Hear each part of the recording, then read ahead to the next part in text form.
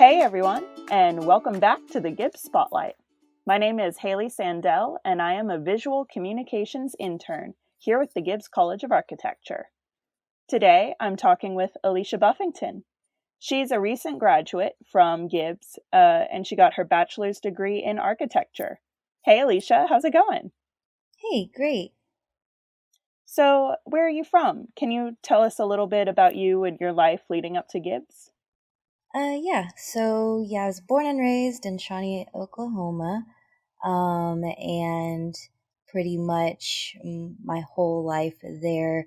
Spent a lot of my time doing a lot of crafting and art projects. Also, like to do a lot of cosplay at different conventions. Um, and yeah, while I was there, I kind of took art really seriously when I was in high school and moving towards community college. And I even worked towards getting my associate's degree in arts. But I was kind of wanting to take that a little further and find a major that would really work for me. So I think that's kind of where my life was leading up to Gibbs, just kind of figuring out what I wanted to do with my future, and having these different aspects in my life kind of play a role into the overall plan of what I wanted to do. Gotcha. So, with your art and stuff, what was your favorite medium? What did you like to work with? Well, I started off liking to sketch a lot. As I kind of worked more in my skill with art, I kind of went into painting as my main medium, and I still paint to this day. I love painting, but usually it's just when me and my friends gather, we just kind of get together and paint and spend hours on that. So that's just kind of, I think, one of the mediums that I enjoy the most at the moment. Gotcha. That's really cool. So, how did you decide that you wanted to come to OU? So naturally, my family was a big OU fan. So I kind of went in their steps and became an OU fan as well. So my dream was since I was like in fourth grade, I remember always wanting to go to the University of Oklahoma because I just it was just in the back of my mind, and just always rally and football games and all of that. So I always found it really exciting. And yeah, once I found out that they had an awesome architecture program, I was hooked. I made that for sure go for my college. Yeah, definitely. It sounds like it was the full package for you. Mm-hmm. Yeah. Awesome. So, what current projects are you working on? I know it's kind of an uncertain time with COVID and stuff, but what does life look like for you? Yeah, right now, so I'm working with at a firm called FSB, Architects and Engineers in Oklahoma City, and right now I'm currently working on a project that's in Mobile, Alabama. It's for an Airbus canteen, which is pretty cool. Learned a lot of things through that. Um, and another one, a really huge one that I'm working on right now, is one that's going to be in Oklahoma City, right off of Boulevard Place. It's going to be uh, pretty much a mixed use, um, mixed income, urban high rise development. And that's going to feature like retail on the ground level with apartments above it. And yeah, in the past, when I worked there at FSB, mainly worked on a lot of Native American projects because they have a Native American sector, which was really what I was interested in. What got me hooked with FSB is that they included that.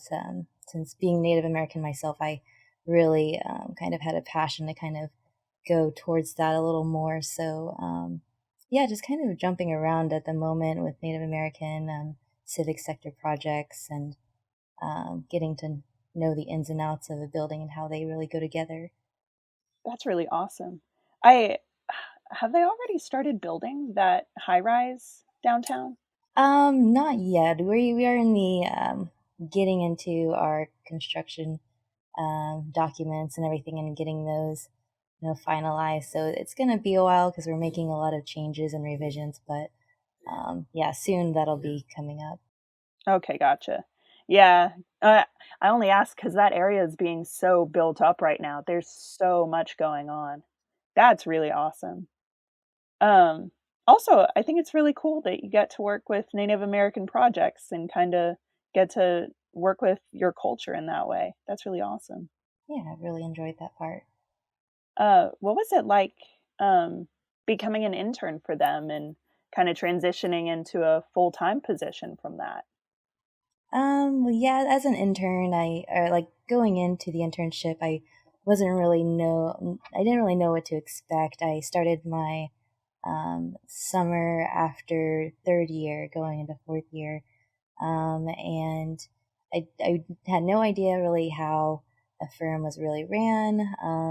And the FSB is a huge firm. They have all in-house engineers and everything. So that makes it a lot easier, get everything accomplished, and yeah, seeing projects come alive is really awesome. I haven't haven't had that experience before FSB, and just with them, I've been really excited to just work on anything I can to say that I've had an involvement in that. Yeah, definitely. You're getting your name out there. hmm So, what is a project that you worked on at Gibbs, that you're most proud of? So yeah, I have a few. So I think that my first couple are with the National Organization of Minority Architecture Students.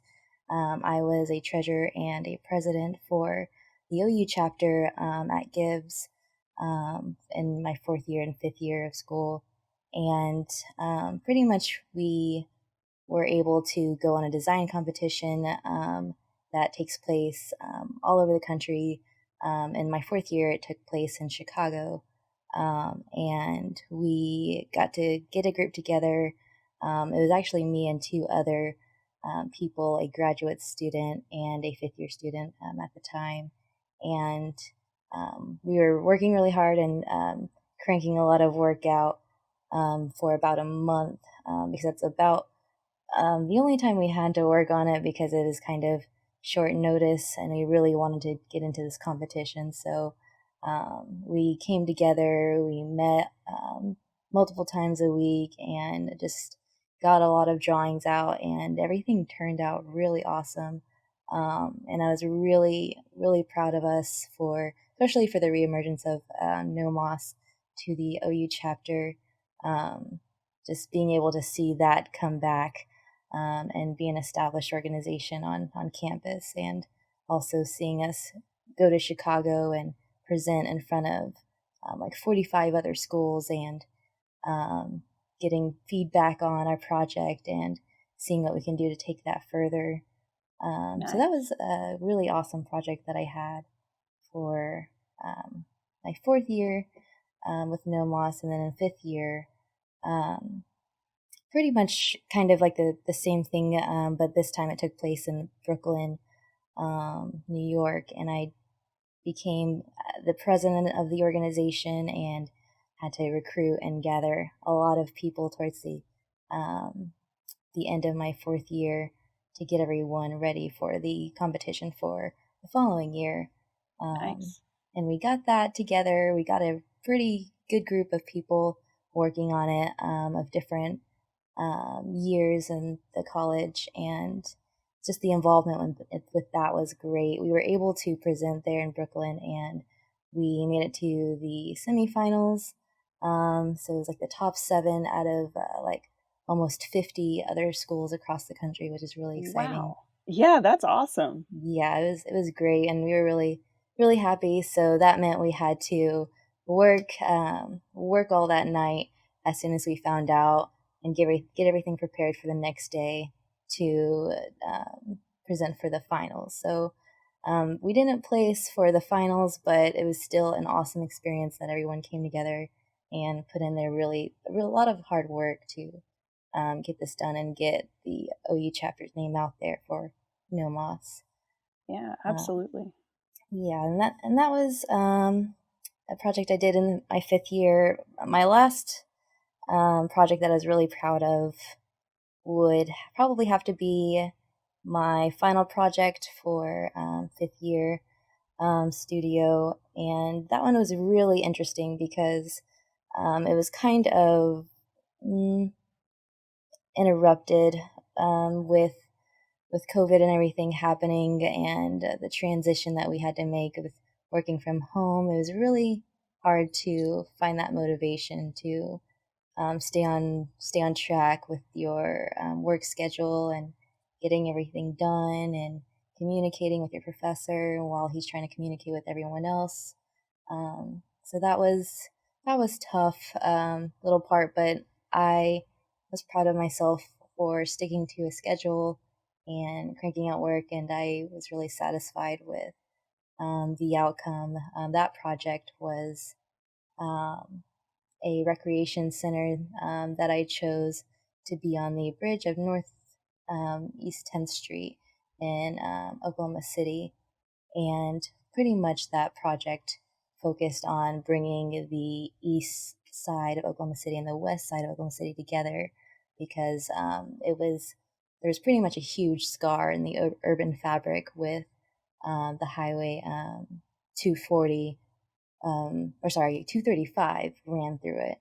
Yeah. So we were pretty much trying to figure out a good way to stitch those sides together. And um, one thing that my group came up with was to create kind of a land bridge, which can kind of make the transition a little more seamless when you're crossing to the other side. So with that land bridge, I decided to put my project on top of that so we could have storefront all along the way, and also being able to see the movement and just this exercise and bringing together a healthy community with recreation. So that was a really exciting project that I was proud of, and um, really satisfied I was able to get that done with all the um, other things going on with COVID and having to stay home and get that work done. Yeah. Dude, that sounds fantastic. I wish that existed. That'd be super cool. Yeah, it was a really awesome project just getting to learn more about um, recreation centers and what the community needs because at points before COVID happened, we got the chance to go out and visit the community and just kind of get their feedback and the stakeholders that are going to be using that would be using this project and kind of finding out what they wanted in the area, what they needed in the area, and just found out that a lot of the area in that northeast Oklahoma City was not lacking a need for like healthy, like good healthy food, and exercise, and like just a place for recreation and kids and just families to come together and kind of have this healthy environment. So that was really lacking. So that's what kind of drove my direction for the recreation center. That's awesome. Yeah, definitely a project to be proud of. Hmm. So, what was your favorite thing about Gibbs?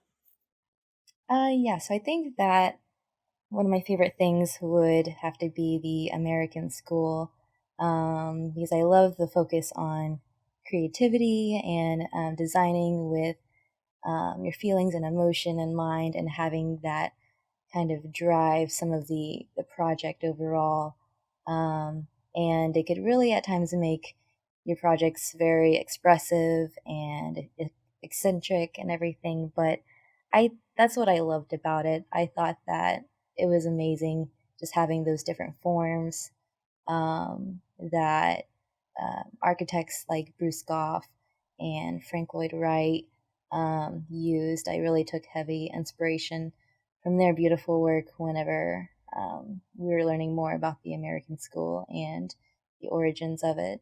Um, so with that, the American school would have to probably be my favorite, and I really think that my designs were influenced from them because I would always come out having a lot of angles, and then somehow my buildings would be very angular with triangles, or making it kind of more hard and difficult on myself in the end. But it was really fun being able to experiment and use those different non-conventional forms in a building. Yeah. Well, and especially the American school, that's like Hmm. the definition of non-conventional. Right, exactly. And it's something so unique to OU. Like that would also make your designs super unique from other architects. Has it affected, well, like you said, you had a lot of like angular kind of stuff, so it has affected your designs. Hmm. Yeah, I think that yeah, the American school really had influence on my work and a lot of other people as well. And I thought it would only be appropriate to kind of apply what I'm learning from the American school to my actual design. Awesome. So, when and why did you first become interested in architecture? Because you started in art and you wanted something to put your crafts into and your artistic vision. But of all the things that you could have done, why architecture? Yeah, I think that I really became interested in architecture when I was in high school, kind of starting to figure out more where I wanted to go.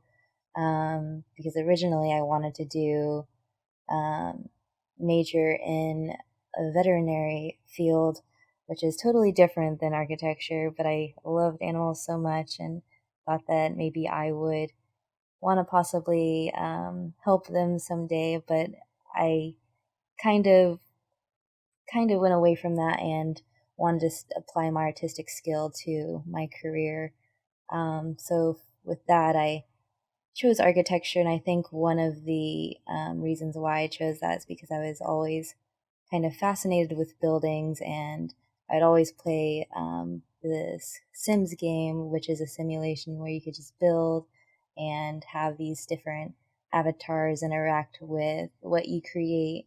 So I thought that was really cool, and I thought that would be really exciting if I were able to do that in real life, to create these designs and buildings and just watch how people interact with them, and see what they love about them, what they don't love about them.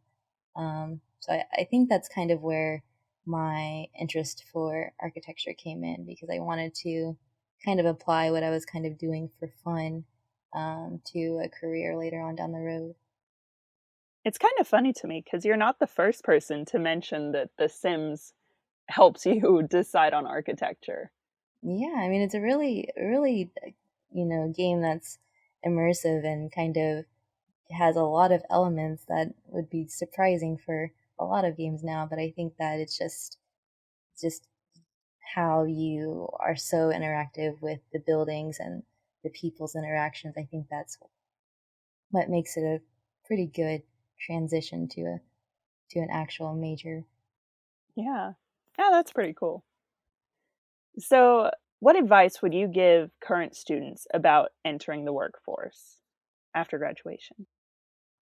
I would say for everyone that is going to enter the workforce is to, while you're still in school, even after, just try to make a lot of connections with a lot of people, and be involved with a lot of things on campus, and a lot of these symposiums that go on, and just try to work with the College of Architecture as much as you can, um, because that's one reason why I think where I was able to meet so many awesome people while studying at OU, is because I was being involved with organizations, with symposiums, just kind of helping getting those set up.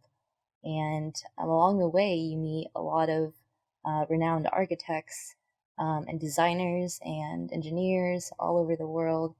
Um, and you just kind of get that chance to pick their brain and kind of just talk to them about what their life is like, and what made them fall in love with architecture, and seeing their passion.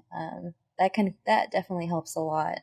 And then being able to stay in touch with a lot of those connections after you meet them will definitely help if you're wanting to reach out and maybe look to starting your career elsewhere in the future. So I think that definitely making those connections and networking with just people in your area at the college and even outside your area, out of state, would go a long way and help you work towards your dreams. Nice. And I feel like Gibbs really makes it easy to network within the college and like with each other and with the professors. Yeah, for sure. Yeah, all the professors that I've had, were very helpful and were very knowledgeable about just one thing or just a few aspects in architecture that really stood out to them and they were really passionate about.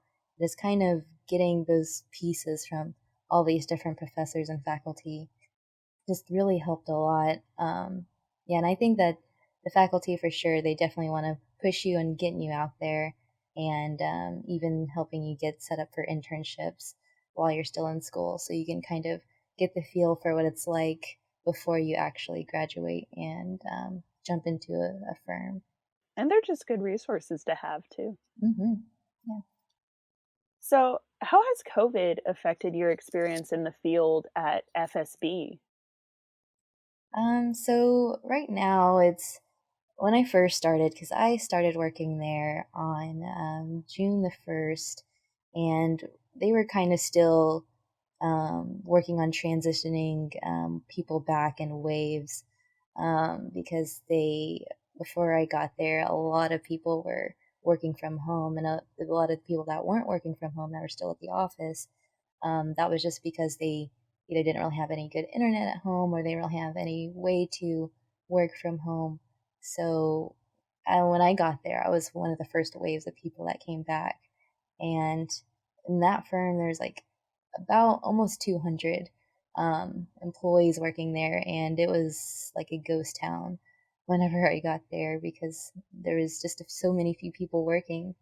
Um, but that didn't stop anything from getting work done because they had everything ready to go, set up for teams meetings, just for people to communicate through email or Teams and stuff like that to get everybody, still working on what needs to be done. So after a couple more weeks, we had more people come into the office and transition back into the office. And now I think almost everyone is there now back into the office. And it's a little different. You just have to wear masks like everywhere, like in any common areas. And just, social distance. So you're not in other people's space and everything.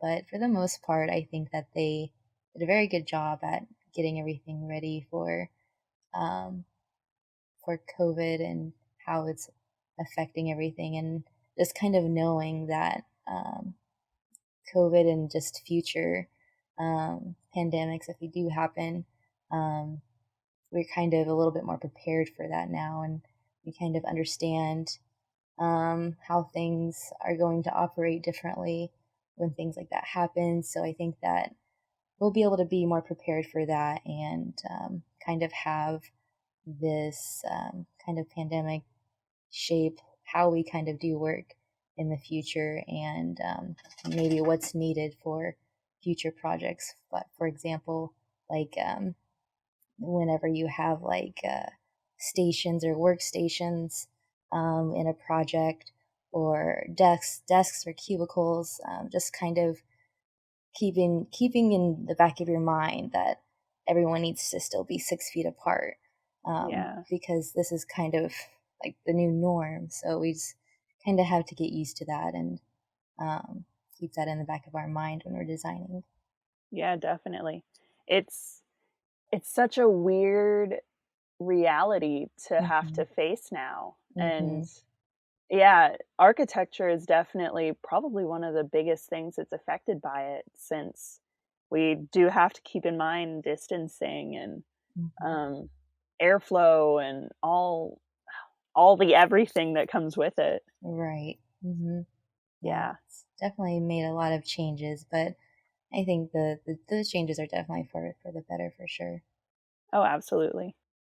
Well, I think that's all I really have for you today. One last thing. What would you say to prospective students looking into Gibbs? What would be your 2 cents?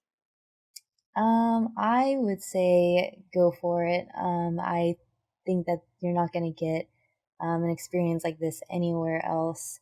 At Gibbs with the American School and all the faculty, you're just going to feel right at home and being able to challenge yourself as well to kind of get out of the conventional thinking of how things should be, and kind of get a little more creative and dive or think out of the box whenever you are designing or working on production. Um, I think that OU College of Gibbs is an awesome place, and I'm very thankful and fortunate to have been able to attend and graduate from there, and now working at an awesome firm in Oklahoma City. So yeah, I think go for it, and yeah, you'll be definitely happy in the end. Good. That's awesome. Well, sweet. Thank you so much for talking with me today, Alicia. Yeah, no problem. It was awesome. Thanks again for listening to the Gibbs Spotlight. Tune in next time to hear more stories from the Gibbs College of Architecture.